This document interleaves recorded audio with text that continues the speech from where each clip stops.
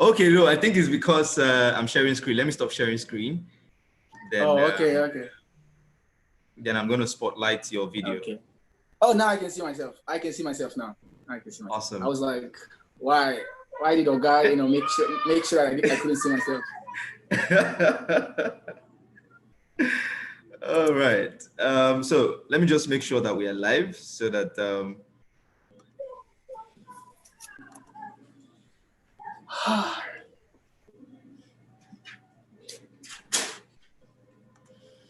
okay. Yeah. Quickly check your fine boyness. About to go live. Yeah. You get it right. You gotta look good at all times, huh? Yeah. All right. So we have just 1 minute. We're gonna count down, and then I'm gonna do a quick introduction. Then we'll jump right into the conversation. Okay. Don't worry. All the makeup, everything is checked. Don't worry, you're fresh. Yeah. You got that. You got that with Fanta. Okay.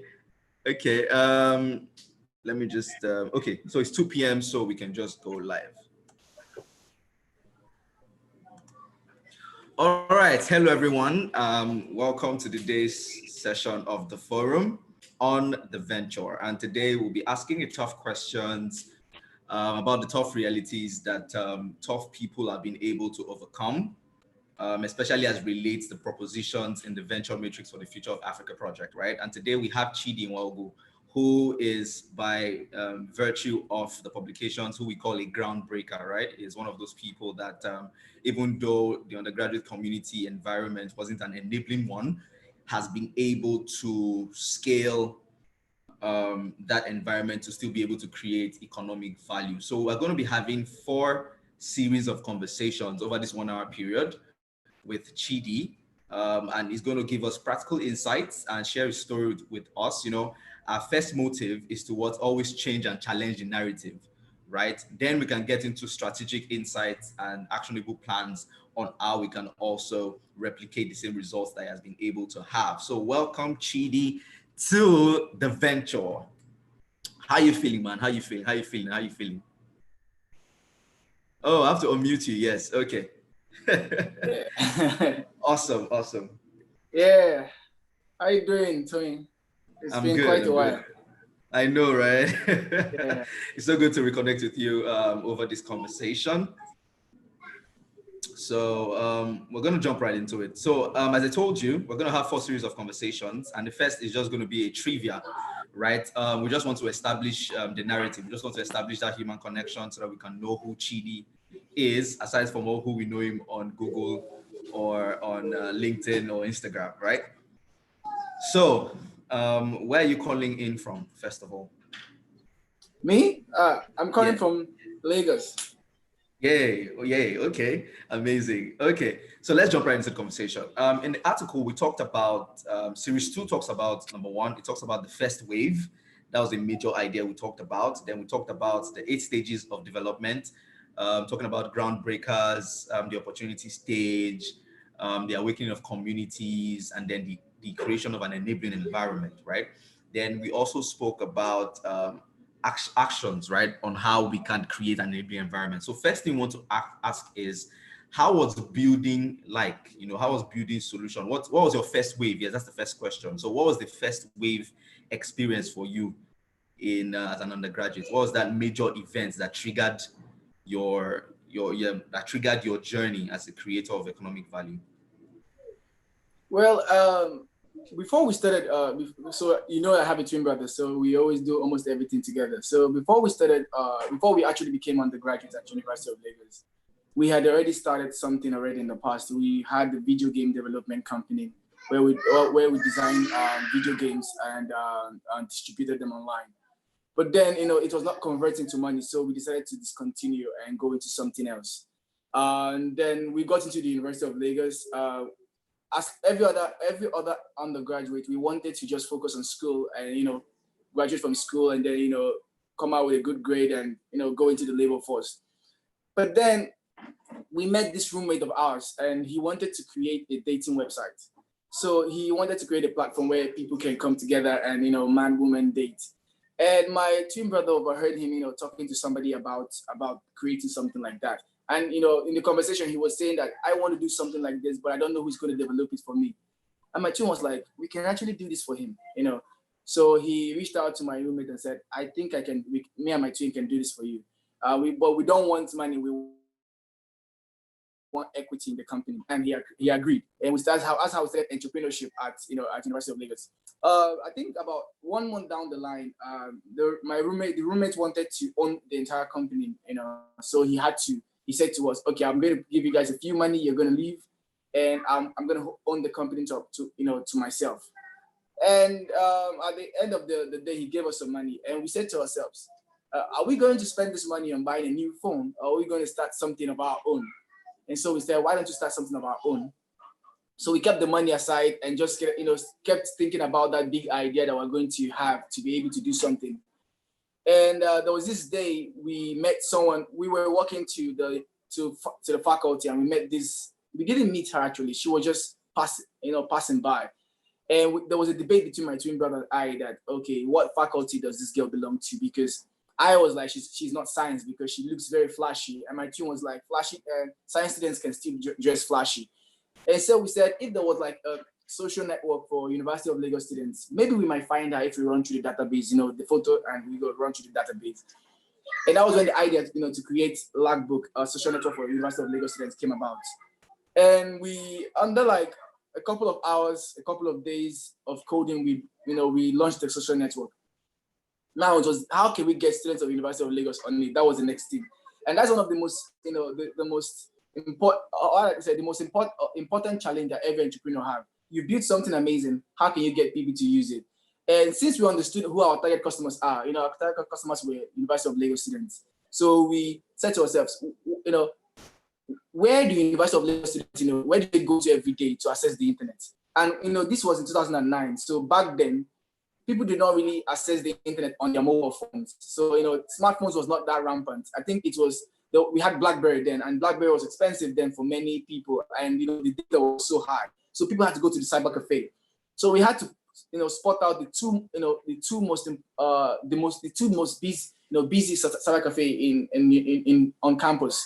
And then we reached out to them and said, you guys don't have a website.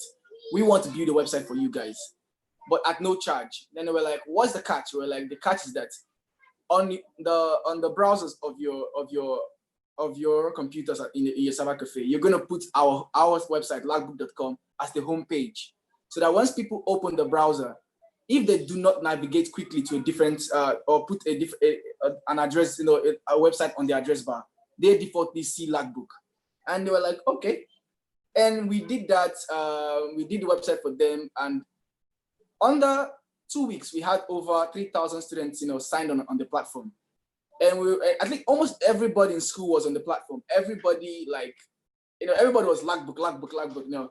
And most people did not even know we were the ones who designed it. And so it was so cool when we go out and we hear people say, wow, are you on Lagbook? Are you on Lagbook? And then we're like, wow, it's something we created. They have no idea we are even the person that created it.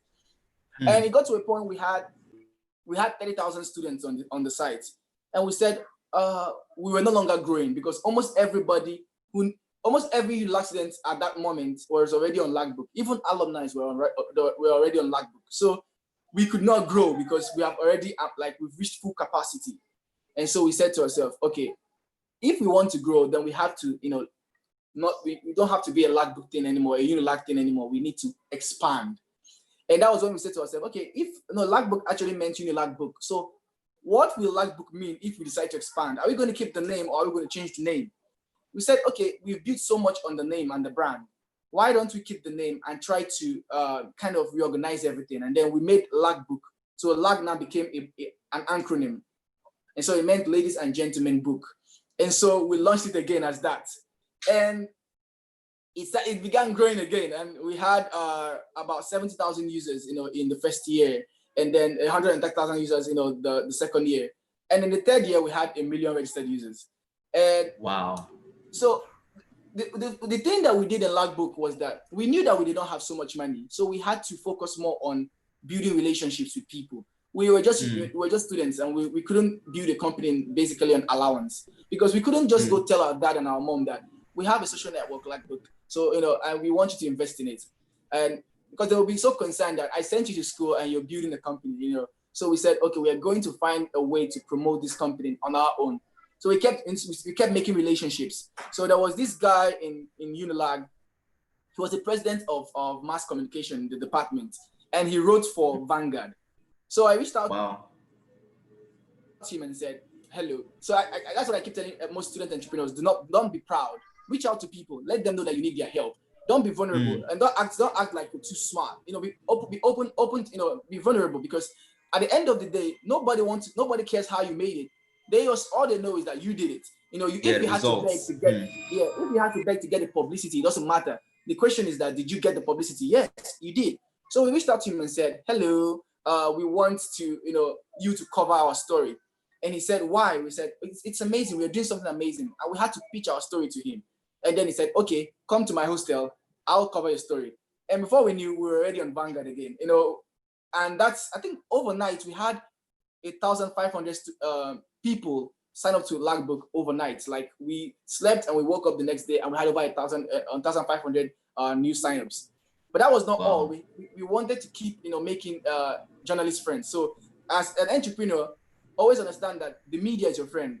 Try and reach out to these people. We met another guy called David Benere. We had to reach out to him and say, David, we want you to talk about, we want you to tell our story. It's amazing, and we want you, we want the world to know about it. And so he also wrote about us. Victor wrote about us. All these people wrote about us, and we didn't pay a single dime. All we had to just do was just reach out to them and tell them about our story. Make them connected to it emotionally, and then make them want to write about us. And eventually, during our final year, because we started Lagbook when we were doing our first year in school. During our final year, my twin brother told me, Chidi, I think we've gotten to a point where we can sell this company. Why don't we try and get this company acquired? And so we tried to reach out to a couple of buyers. And then a Canadian tech company called Gorfbell Limited, headed by Chidi and Goran, he said to us, I would like to buy your company. And he gave us an offer. We accepted, and then that's how we got our first acquisition. So after that, we said to ourselves, okay, we are graduating from school with so much money. So what are we going to do with it? Are we going to spend the money looking fly, or are we going to go back into creating another company? And so we decided to create another company, and then we did, and that one got sold. It got sold for 4 times the price of Lagbook, and it got sold within 4 months. And that was when we decided to take a break from software entrepreneurship. I went into writing. Chico went into music. We discovered that the creative industry had was not properly organized in Africa, and so we created Publicia, which is our present company. Yeah. Wow, amazing. Sorry, I think we have spammers, so I'm going to try to remove them. So we're just going to pause for a while. Okay, trying to see. Thank God I had them muted and all. That would have been a problem.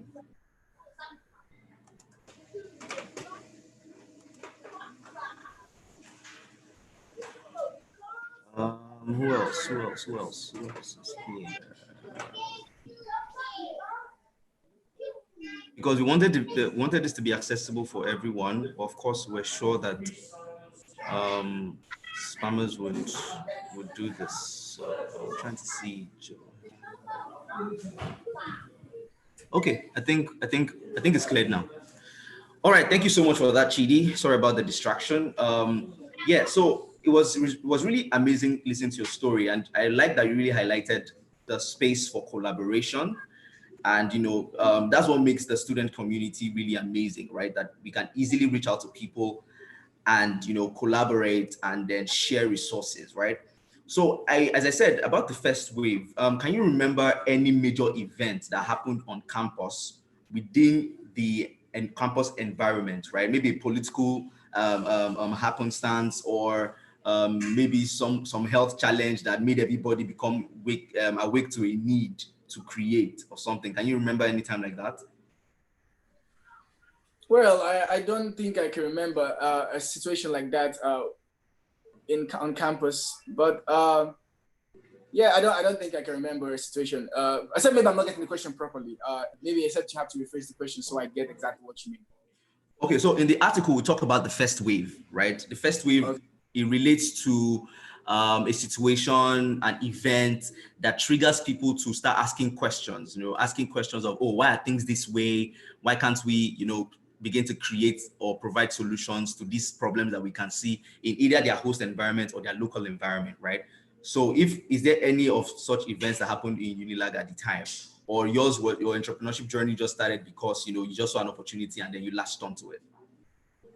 Yeah, so I think for us it was just an organic thing. There was no event that really happened to make us, because like I told you, we started entrepreneurship even before we got into the University of Lagos.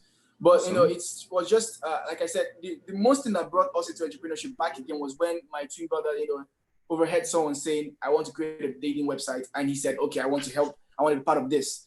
And then we got bought off, and then instead of having to spend the money on nothing, we decided to go back into entrepreneurship. Yeah, but we've had our own challenges so far with Lagbook. Maybe so because the way I explained it, maybe people might think that Lagbook was just a completely rosy story, but we had so much down parts, and I'll highlight them quickly. So when we had 30,000 students on Unilag, we wanted to migrate from the old platform to a different platform because we discovered that the other platform could not accommodate people. So we wanted to move to a different platform. While doing that migration, we lost all all the passwords of people. And so wow, people could not log in anymore. And so we had to reach out to them one after the other over a very long period of time, trying to get them to come back to Lagbook. It was so difficult for us because we lost so much traffic. But then it made us understand that don't act like you're too popular. Don't feel like, sometimes some things happen so that you can let go of bad things. You can let go of good things so that you can have better things. So, awesome. when that happened to us, we felt bad that we lost so much traffic. But it was just building us for what was ahead of us. And then we even discovered that we even had much more traffic in the future, and more registration in the future. So yeah, we had our own ups and downs here with Lagbook. Yeah. Awesome. So that inspires the next question, because the first session was supposed to be a trivia to just get the narrative, get the back end story. We used up our first 15 minutes, but story is really interesting that I need to still ask one more question, right? So what are the personal values that have defined you and your experience building all of these solutions while you were an undergraduate? What were the values that defined that narrative that you just shared with us? Well, as a person, there's only one thing I notice about myself. I do not say I tried.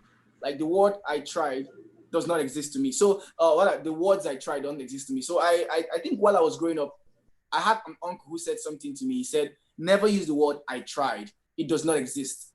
Keep trying until you get it right. And that stuck with me while I was growing. It made me understand that sometimes you don't have to do things once or twice. People might have to do it once and get it right, but you might not have to do it once. But does not mean that you are less brilliant or you're not good enough. It means that maybe what is ahead of you is much bigger. And so I always keep trying as much as possible to get something right. And another thing that I think that helped me while I was a student entrepreneur was that I never dwell on my glory. Like, I never dwell on past glory. I do something amazing today, I forget about it, and then I try to do something else again the next day. I'm always asking myself questions like, what next? What's the next big thing? What am I going to do today? What great thing am I going to do today?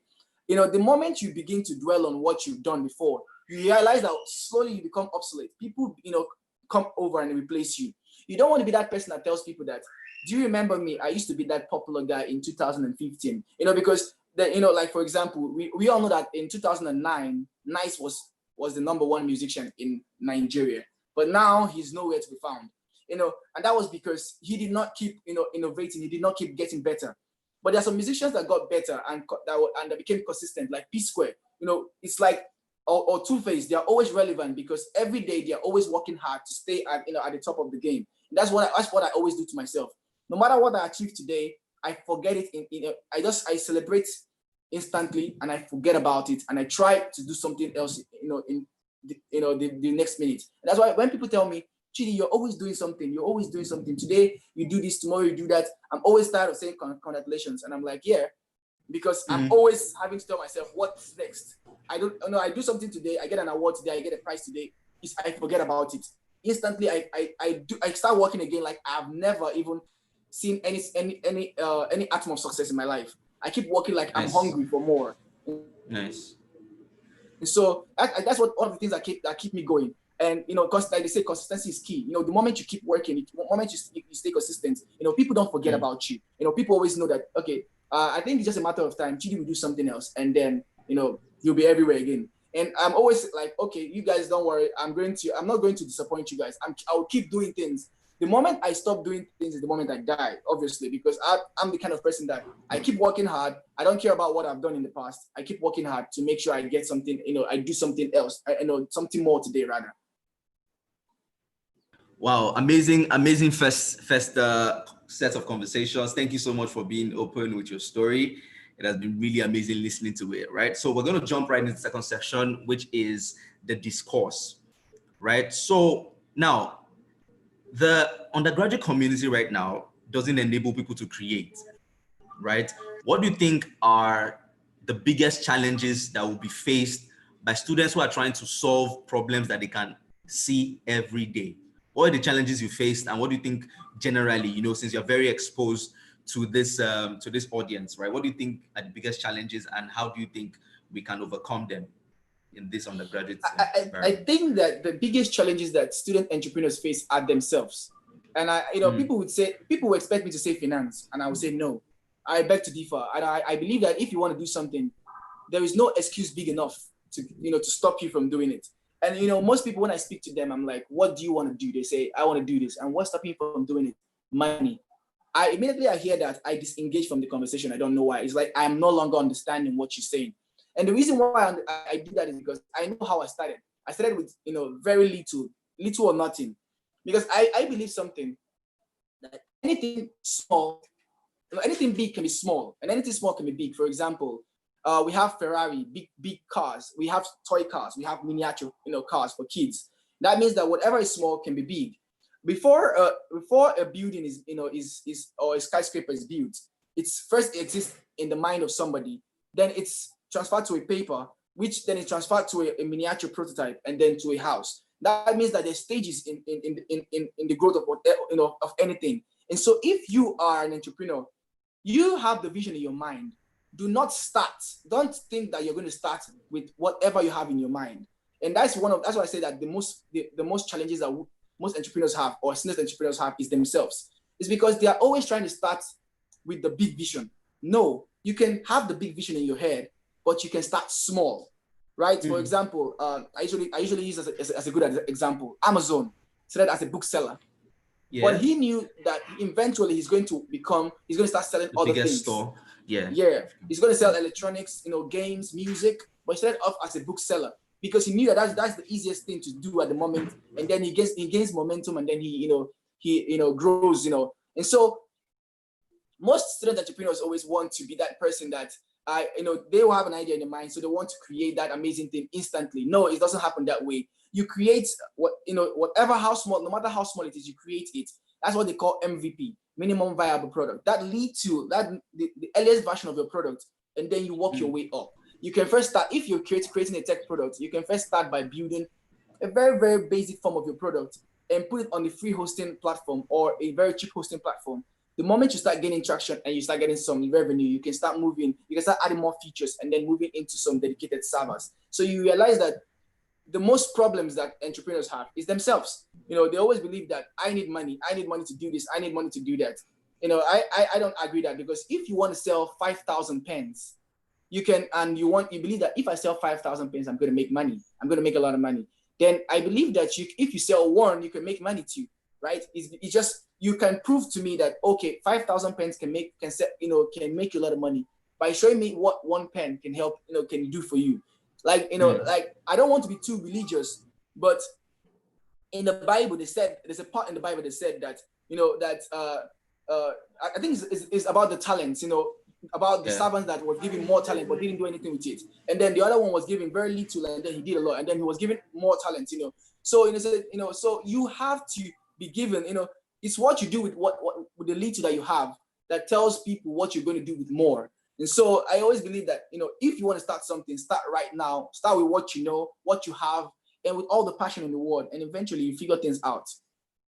Wow, amazing, amazing to learn that, right? But that begs another question, right? Based on what you've said, it seems like if the students are one of the biggest challenges that they will face, right? Do you think that the undergraduate community provides the best environment for someone to start to, explore value creation? Because, when you have conversation with investors and you ask them, oh, why don't we invest in people creating solutions right from the university, right? They always have, they're always very skeptical. So what is your take? Because you started building while you were in, when you are an undergraduate, right? So why do you think that is the case? Do you think that environment actually is a good place for national development, right? From value creation? See, for me, I don't know why. I don't, whenever I'm thinking about things, I don't think about failed system or failed government or failed infrastructure.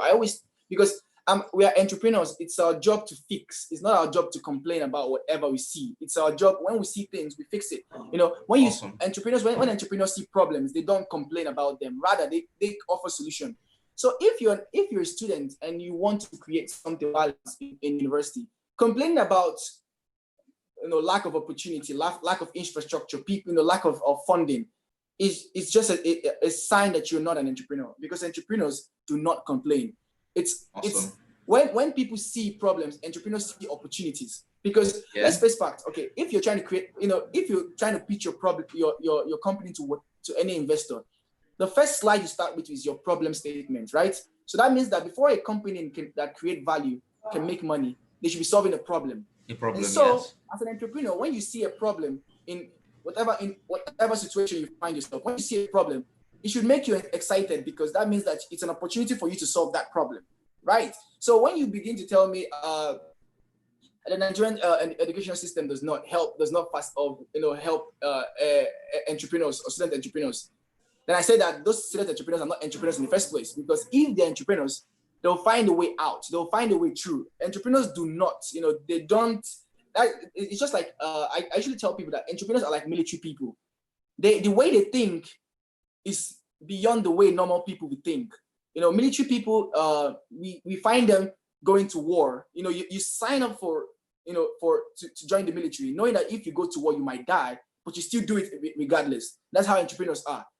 They start businesses knowing fully well that they're going to spend so much money, so much time, so much effort, and they might still fail, but they still do it regardless. So entrepreneurs are people that take risks. They are bold people. They are game changers. They change. They are agent of change. They do not complain. And so I wouldn't say that if investors, I don't think investors say, "Oh, I don't want to invest in a student." No, investors are always asking themselves, what makes you special? What makes your team special? Awesome. What makes you different? Awesome. And so you need to explain that to an investor. Oh, our team, the reason why we are better is because, we're this, we're that. We've known each other for 5 years. We've worked on different projects. We've achieved certain traction. And so we understand what it takes to become, to do this. And so it's your job as an entrepreneur to convince investors. Because I don't even think that student entrepreneurs are the only ones that have problems with getting investors. Even entrepreneurs that have graduated still have problems getting investors. Investors are very simple people. They only want two things from you. They want you to be able to prove to them how you're going to get from point A to point B, how you're going to get from where you are right now to profitability. Once you can show that to an investor, trust me, they will throw their money at you. They are investors for a reason. They want to make money. So they're not keeping their money to themselves. They want to throw their money at the right startups. So as an entrepreneur, it's your job to convince an investor that you are the right person. It's just like marriage. When you meet a girl and you say to her, you're trying to get her to marry you. It's the same thing. You have to, whoever that can convince her the most, just becomes her husband, right? The same thing with investors. Whoever can convince the investor the most gets the money. Right? So it's your job to be able to tell your story and convince them, just the same way you convince your wife that doesn't know you from anywhere that you're the right person to get married to. So it's as simple as that. It's your job as an entrepreneur to to do whatever you have to do to be, to become whoever you want to be. Nobody will give it to you, and nobody owes you anything. That's the fact I keep telling people. As an entrepreneur, nobody owes you anything. In fact, America was built by people who didn't think about what the government or what their country will do for them, but they were constantly asking themselves, "What can I do for my people? What can I do for my country?" And so, once we begin to understand that nobody owes us anything, it's our job to fix things. It's our job to change the narrative. Then Nigeria will begin to change, because we're not waiting for the government is so bad. Nigeria is so bad. The roads are so bad. These were all the problems of every developing nation. Singapore was a developing nation. China was once a developing nation, but their people sat down and said to themselves, "We want to fix things." So it's our job to tell ourselves, when you wake up in the morning, what can I offer to Nigeria? How can I help Nigeria? How can I make this country a better place? The moment you start waiting for the government to change something for you, you are the problem. Then you are one of the problems of the country. Then. Wow, very, very bold statement to make. Okay, awesome. One more question for this session is, you talked about change, about leading change, right? Okay, I think let's just jump right into the next conversation, which is about a strategy session. So we're talking about practical stuff now, enough narratives, enough stories, right? So for us to build solutions within these undergraduate communities to affect our local communities, we need to always talk about sustainability, profitability. We have to generate revenue, right? So how do we identify the problems that are worth investing our efforts in? You understand? There's this dilemma about creating, where you create where there's no market, or there's a market you're not able to create for, right? So how do we identify the problems, right, that we can easily invest our efforts and time into? And so before you answer that, right, most people on this call might be asking, like this is supposed to be a conversation about social entrepreneurship, bridging social and entrepreneurship. Why are we bringing a core entrepreneur like Chidi? And one thing that, if you've not been observant, is that Chidi is here to actually give you the entrepreneurship in social entrepreneurship. So you need to understand entrepreneurship before you can properly maximize the social cause that you're trying to tackle, right? Because the only difference is just business models, right? So I just needed to quickly establish that. So back to you, Chidi. How do we know which problems? Because if it's about problems plenty, there are a lot of problems. So how do we identify the problems worth chasing? Yeah, this is an excellent question, and I love talking about this kind of questions, because people end up building product that people don't want. And so I think I can spend about 5 minutes talking about this. So if you want to know if the problem that you're building or you're trying to solve is worth solving, so many things you have to think about. And the first one you have to ask yourself is there a current hack? And when I say is there a current hack is, how are people currently solving that problem? So if the problem exists, trust me, people will find a way around it. People will find a way to solve it. Now, the way that they are currently solving it might be a nightmare to them. It might be very time consuming. It might be expensive. It might be inaccurate. It's your job now to provide them a better solution. Now, if people don't have a current hack or a current way to solve this problem, that means that problem does not exist. It only exists in your mind. And so I keep telling people that whenever you identify a problem, ask people, how do you currently solve this problem? And if they say, I don't think I have a solution yet, that means the problem is not big enough for them to find that solution. And another thing for you to know if a problem really exists is that you think about the market in which the problem exists. So for example, how big is this market? Is the market up to $1 billion? Now, if it is up to $1 billion, that means it's a big enough market. That means there's opportunities in the market. Now, ask yourself questions like, how has this market grown over time? Now, let me explain to you. People don't understand. People can say, my market is still growing. No, it might be growing but dying. And I'll explain to you how something can grow but die at the same time. So in 2015 to 2017, your market or the industry in which you're trying to get into grew from 1 billion to 2 billion. Then in 2017 to 2020, it grew by 500 million. It's still growing. However, if you notice it, the growth is now dropping. That means that eventually it's going to drop and drop and drop until it stops growing, and now it starts dying. And that means you are in a dying market. So always ask yourself a question. Don't think about if it's growing. Ask yourself, is it growing is it accelerating? Is the growth accelerated? If it's accelerating, that means you have so much opportunity. And so that means the problem is there, is going to be there forever. Now, there are two ways in which you can solve a problem. You can solve a problem by either taking away the causes of the problem or reducing the impact of the problem on the lives of people. So now, for example, let me explain to you what I mean. So if the problem is naturally occurring, that means you cannot change it. The problem exists in nature. That means only what you can do is by helping to reduce the effect of that problem on the lives of people around you. But if the problem is man-caused, then you can stop the problem by removing the factor or stopping that factor from happening. And so there are so many ways in which you can solve a problem. But the first thing you should focus on when you're trying to solve a problem is to find out how the problem or the factors causing the problem, and most importantly, if this problem have a current solution, and how terrible is this solution.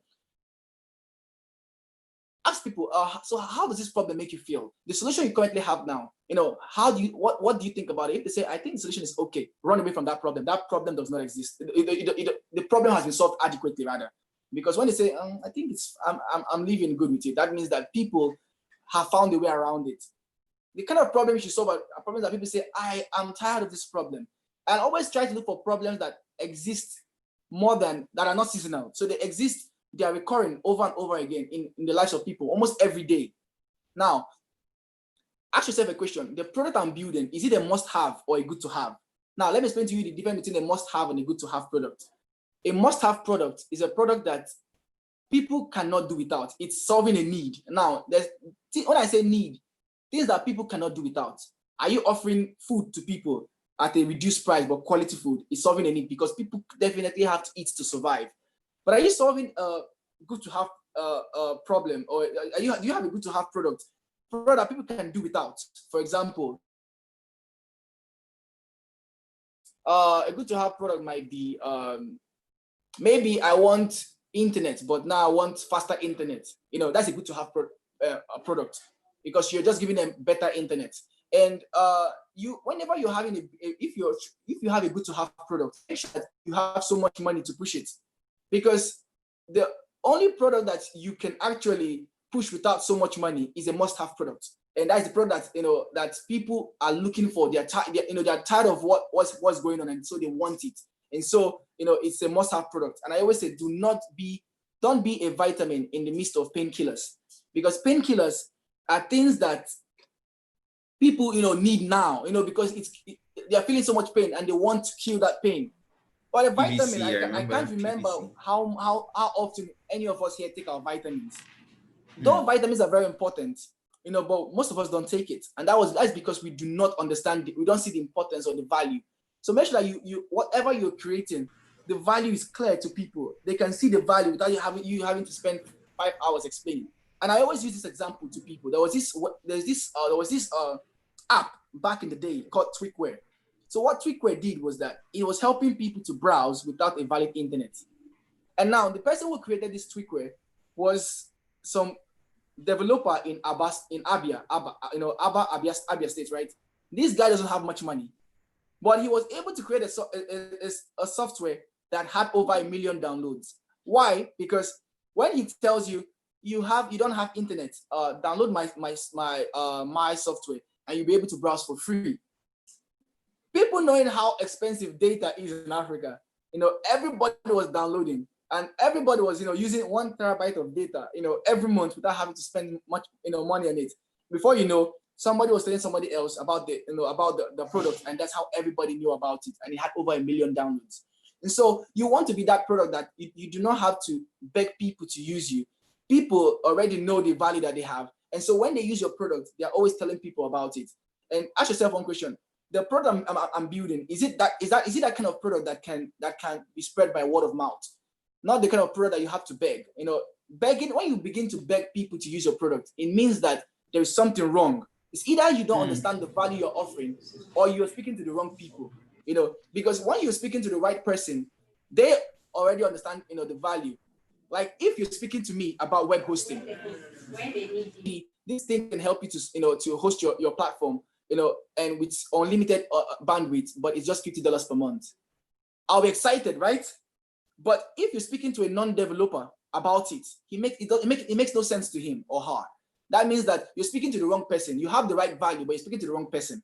So you have to understand, you have to have two things, you have to know the value that you're offering. Then you need to understand who will find that value important, and then you need to speak to them.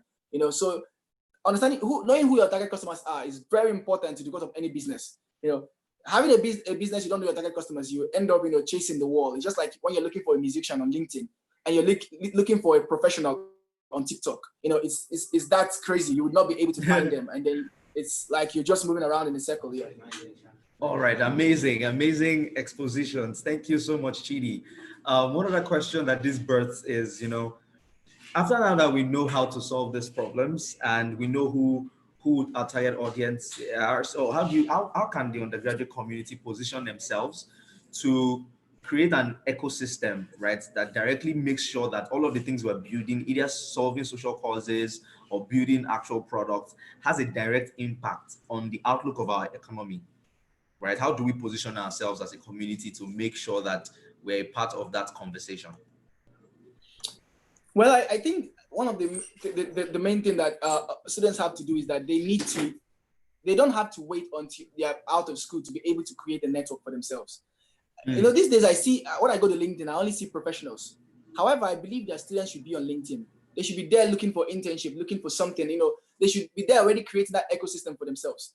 Because you're as powerful as your network. You're as powerful as the people that surround you. The moment I don't know if I had a video here, I would have showed it to you, or a picture, I would have showed it to you. So a circle surrounded by similar sizes of circle is a big circle, but that circle surrounded by bigger circles is small. So you realize that the people that surround you changes the perception you have.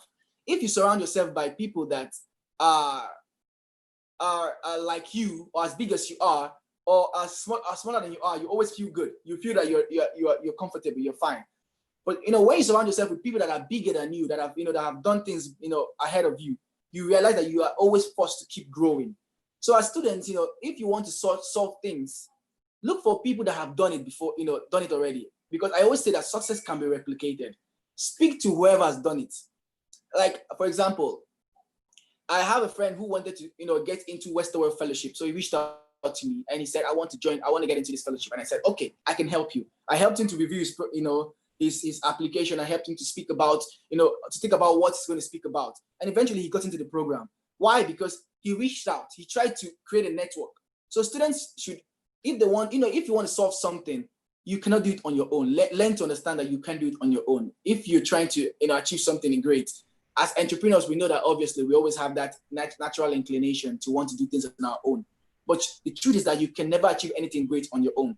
So right now, start building a network, start building a connection of people that are bigger than you, people that are ahead of you, people that have done it, before you, right? Or if you want to do something, you want to get people together, speak to Tony. He has done it before, right? Do not be, you cannot get water from a desert. You cannot, get good from bad. So you cannot get motivation from people that are mediocres, right? So if you're trying to achieve something, try and meet people that have done it, people that, that, like I had this friend of mine, will I say friend, but he wrote a motivational book about having to make money. And I was surprised because he doesn't have money. And I said, how would you write a book about making money when you haven't made money? It's crazy, right?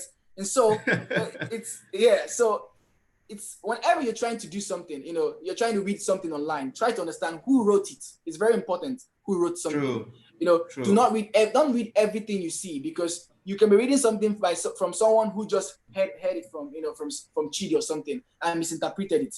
So make sure that you read, when you're reading something, ask yourself a question: who wrote this? Who wrote whatever I'm reading? Try and do a background check to be sure that whatever information you're reading is authentic. Because if you're feeding yourself bad things, you're as good as what you take in. So when you're reading bad, you're not reading quality information, you're always going to be, bring out non-quality output. So always be careful what you take in as a student, because at this age you are very, very keen. You learn faster than me.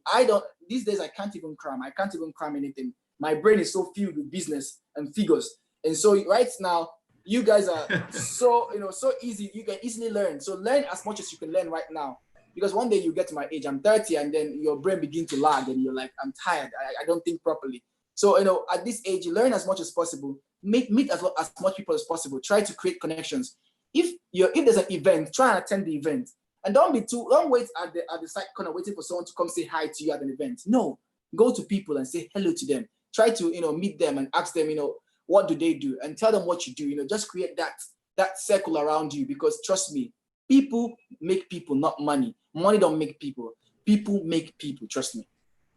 Awesome point. I really love that, each answer keeps birthing the same questions I wanted to ask, and most of the points you stated were also, outlined in the publication, right? Talking about the opportunity stage, right? Where students will start to, create market opportunity by reaching out, right, to those ahead of them, replicating the lives that they want. So awesome points made. Thank you so much, Chidi. So I think, okay, that's the end of that session. So the last and final session for today, can you see? Timely and on the spot. Yeah. I checked it. Yeah. Awesome.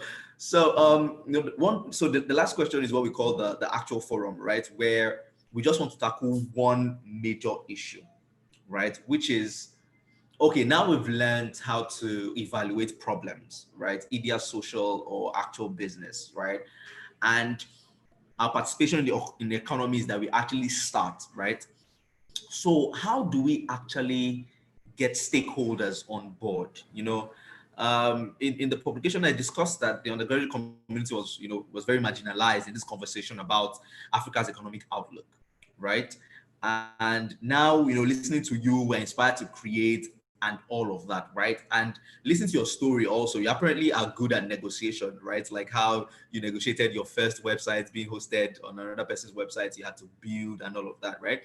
So the one final question is, what are the essential milestones that we as an undergraduate community have to actually get to before we can join in this conversation about defining the future of Africa's economic outlook?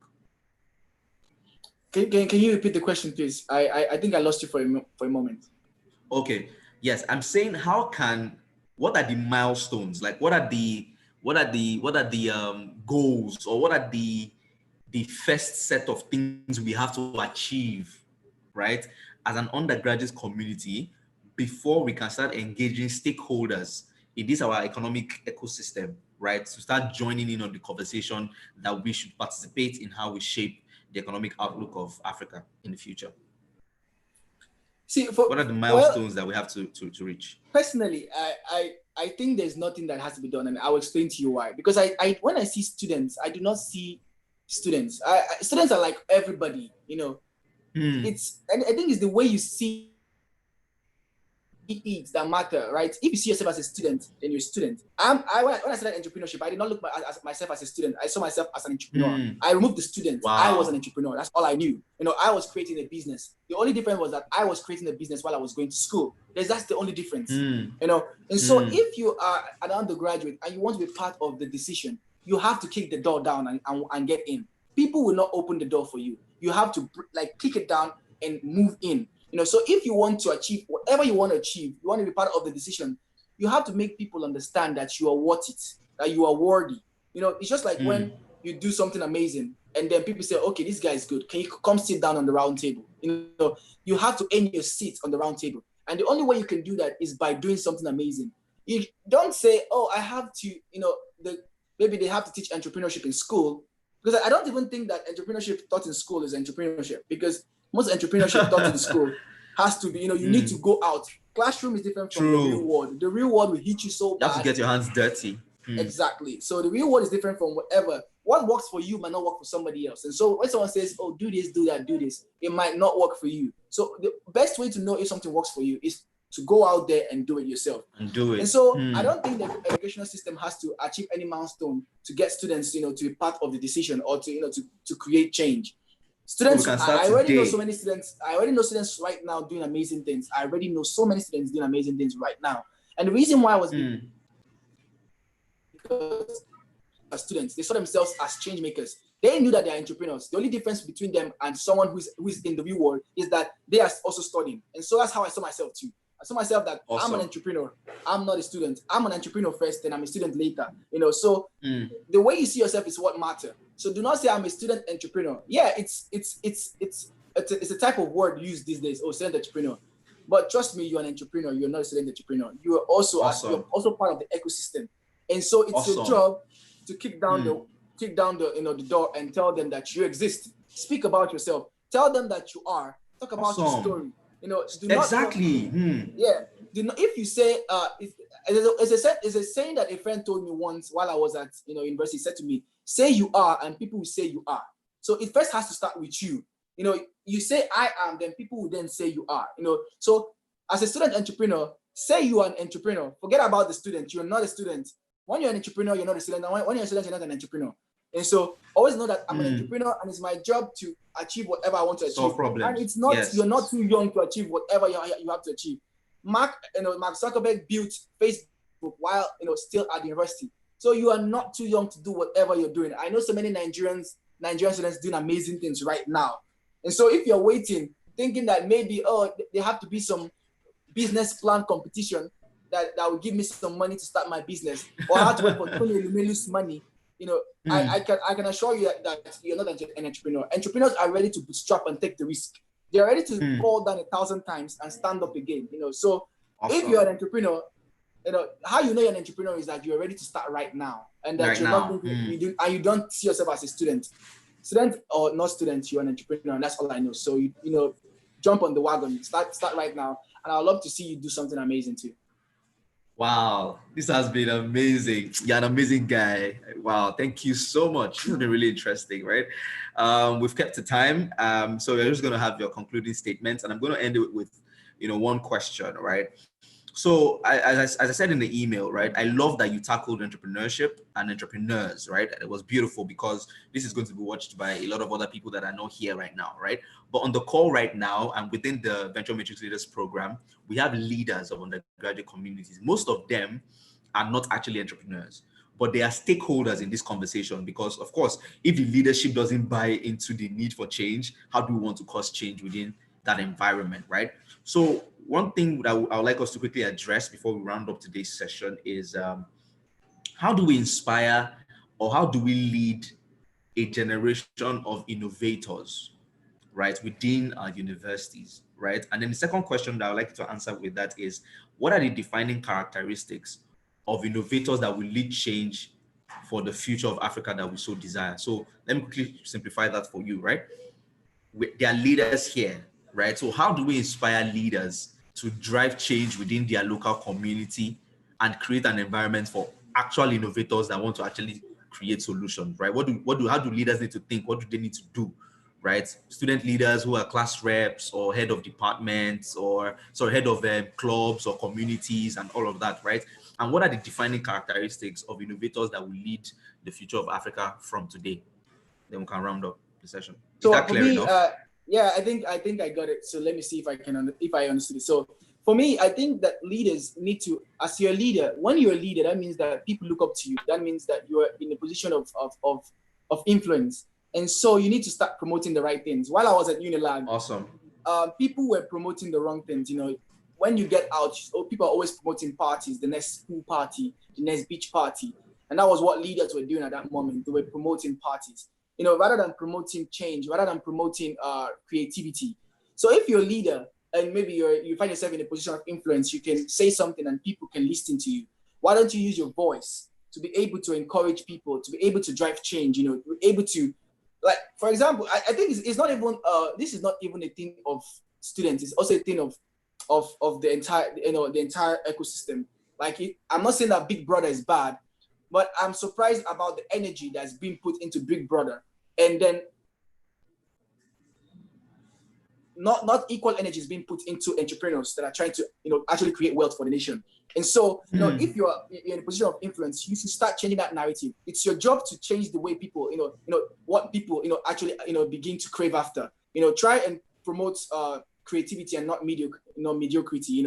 Try and promote what will actually create change for Africa. Because to be sincere with you, when you go outside the country and the continent, Nigerians are not properly. They don't think much about Nigerians. And when I say it, and not properly represented. Yeah. I'm speaking from experience. I've traveled to so many countries, and it's so amazing the way people think about Nigeria. And we have so much bad reputation, and I think it's our time. It's our job to change that narrative. And it can't be changed by only those at the top. it should also be changed by people at the bottom too. And I usually say that the most problem with Nigeria is not the leaders, but also the people, the citizens of Nigeria. We are our problems too. It's when I come to this country, sometimes I'm always scared. I'm always saying, like, what's the future? Because people are taking opportunities of everything. COVID happened, people were trying to make money out of it. They tried to increase the transportation, and when everything got back to normal, they never brought it down. People are trying to exploit people. Right, really annoying. Yeah. Really annoying. And so these are the things that value are happening in our country. People are trying to exploit the other person, trying to cheat the next person. We're not thinking about how we can help ourselves. And so if innovate, that's what innovators have to do. And I think that's what the word innovate, innovators is all about, trying to help your other person. Waking up in the morning and not thinking about yourself, thinking about the next person, thinking about how you can change, the life of somebody else, how you can create impact. And I always tell people that think about impact first, create impact first. Money will come along. Forget about money first. Try and impact people's life. Trust me, the money will come. Don't be thinking about how you can make money. Making money, if you're driven by money, obviously you end up doing something illegal or wrong. But when you're always thinking about impact and change, you realize that you're not driven by the money. You're always thinking about how you can better the life of your people, yourself. And you're not always thinking about yourself. Recently, I started a fellowship program. When I started the program, I realized that I was going to spend. I realized I was going to spend a lot of money, my own personal money, and I was asking myself a question: I'm going to spend so much money doing this thing. Why don't I charge the entrepreneurs who are going to be selected? And eventually, I said to myself, I want to create impact. I'm going to use my money. Yeah, that's all right. As long as I'm able to change the life of somebody, I'm fine. And so I made the program a completely free program because I'm not thinking about myself. I'm thinking about somebody. I'm thinking about the person in a remote village who wants to actually become an entrepreneur, who wants to learn but don't have the money. If I'm putting a money factor to it, how am I going to reach out to that person? And so I said to myself, I want to reach even the undeserved. And so I said to myself, I'm going to make it free. And so that's what innovators have to think about. Don't be always thinking about money all the time. Yes, money is good. It makes your business sustainable. But try as much as possible to have that heart. Give your business that heart. Whatever what you're trying to do, make sure it has a heart. A heart to change people's life. A heart to make a difference. And trust me, one day you'll be surprised how the money will come. The money will come eventually. Trust me. Sometimes I remember when I started the logbook with my twin brother, we were always wondering how we were going to make money. We had so much happiness or satisfaction, doing what we were doing. And eventually one day we got a call from BlackBerry saying they want to, run $1 million $1 million campaign on our platform. And we made a lot of money. And so it was after impact, the money came, right? And so that's how you should think as an innovators. Forget about the money. Focus on creating change for your country. And do not only focus on making on growing or becoming a better person. Try and think about helping other people. Let me explain to you why the importance of raising the other man is why it's so important, and why it's important to lift your brothers up. It's very important, and let me explain to you why. If you are known for doing something amazing, you're just one person. It's not many. And so when people think about Nigerians, they say Nigerians they're dubious people. They're not good people. However, there's this one person. His name is Tony. He's good. But now, if Tony decides that I want to help other people achieve greatness just the way I achieved greatness, and he helps about 1,000 entrepreneurs achieve greatness too, eventually the world will not say Nigerians are bad, but there's only one good person. The world will say, oh, Nigerians are so many amazing people. We have Tony, and we have a lot of them. So they lose count of the amazing people that comes from your country. So helping your brother helps you as a person too. It helps change the single story that the rest of the world thinks about us. The rest of the world think there's a single story about Nigerians. We are corrupt. We are greedy. We are violent.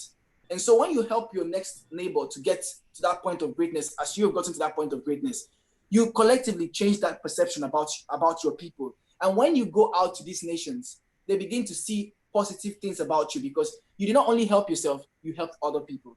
So as an innovator, don't think about achieving greatness. It's not enough if you don't help other people achieve the same greatness too. Wow, amazing. I know we said that was the last one, but this comment you just made about impact before profits, it demands that I ask this question before you go, please.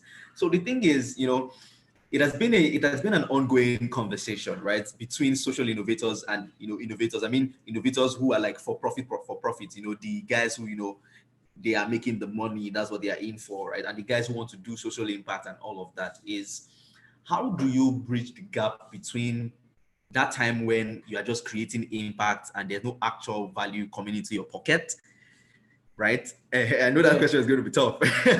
And then the actual time where maybe you become worthy of grants, you become worthy of, because the thing with the venture matrix is, even though it is built on the foundations of business principles and entrepreneurship principles, it is still very socially focused on solving social local problems with global solutions, right? So how do we navigate that seemingly long journey between when we're creating impact and when we are actually now seeing some form of value in terms of money and the rest? Yeah, that's a very tricky question, but I will answer it regardless. So I always say something to people I meet. I say, if it was easy, everybody would do it, right? And so when you're trying to do something difficult, or you're trying to do something that is so hard to go through, always know that you're preparing yourself for greatness. Greatness is ahead. If not, it's going to be so easy. So as a person, when you're starting a business, you're trying to create a social impact venture, and you're using your money to do it, it's okay. I know sometimes you might be broke and you might question the reason why you're doing what you're doing. Trust me, So you will question it a lot of times. All the time. And sometimes you might not even get the recognition that you deserve. But I think it's your job to pat yourself at the back and tell yourself you're doing a great job. You do not have to wait until people say you're doing a great job before you know you're doing a great job. Awesome. You know what you're doing. You know the lives you're impacting. Keep doing whatever you're doing. The money, you might run out of money a couple of times. I've seen so many entrepreneurs run out of money, stop or pause their business, then go in and do something else, make money, and then come back. It has happened a lot of times. I've done it in the past before. When you're running your business, you run out of cash, you go into the real world, make some money, then come back again and continue your passion. But you can being an entrepreneur does not mean you cannot keep a 9-to-5 job. I always tell people that. Do not say that. You can keep a 9-to-5 job and still be an entrepreneur. It's just priority, create that priority. I remember doing an Acumen Fellowship seminar in Sierra Leone. I was speaking to a fellow Acumen fellow, and he was like, he does not want to leave he does not want to leave Unilever because he makes a lot of money there. But he wants to do more, and he wants to create a social impact venture. And I told him not to leave Unilever. Use the money that you get from Unilever as your finance or your funding for your business. And the moment it begins to take shape and begin to show so much signs of post revenue, then you can leave. But to get grants, you need to have created some form of traction, and that's the truth. Nobody's ready to give you their money if they don't know what you've done already. Because the reason why organizations giving you grants want to know what you've done is because if you tell them, okay, I've spent $1,000 of my money and this is what I was able to achieve, it gives them an idea what their money will do for you. Because if $1,000 of your money was able to achieve this, then $10,000 of their money will do more for you. And so it's normal if they want to know that you've done something. So, go through that fire, that sacrifice. And the truth is that entrepreneurs are not the only people that go through that fire. Musicians are one. I've met musicians a lot. I run a startup called that works with musicians. Musicians go through even worse. Musicians, they create music, shoot musical videos, they put it out there, they pay people to listen to their music, pay people to promote their music, but they keep doing it because they know that eventually, one day, everything is going to make sense. And so as an entrepreneur, take that clue from musicians. See the way they spend 10 years of sacrificing. I heard that when Davido was once an up-and-coming musician, he used an upcoming musician. He used to pay people to sing at their concert, and I was surprised. How would you pay people to sing at your concert? That was because he understood he understood where he was going to. He knew that I'm paying you to sing at your concerts right now, but in the future you pay me millions and millions more than how much I've given to you to sing at this concert in the nearest future. So at the moment, try and do as much as possible what you have to do. And understand that success might not come now, but it come eventually. Trust me. If it comes, if easy come, easy go. If it comes so easily, it will go so easily. So when something takes so much time to come to you, always understand that it's going to be more permanent. And like, I'm sorry to even to say this, but some people might say, oh, you talk about the Bible a lot. Trust me, Chidi, I owe a lot of my success to God and my conversation with God and my personal relationship with God. And so in the Bible, there's a part in the Bible that says that money, gotten gradually over a period of time is better than riches, gotten at once. And so understand that when you're going through things gradually, it's just a way of showing you that, it will, whatever you're building is permanent. And so, yeah, just keep doing it. And one day, everything will all make sense to you. Trust me. Wow, amazing, amazing. Thank you so much for being so truthful and vulnerable with us. It has been an amazing time with you. Yes, we're still very much on time. Yes, I hope it has been as exciting for you as it has been for me. And the comment section is full. Wow, there are a lot of comments. So thank you so much, Chidi.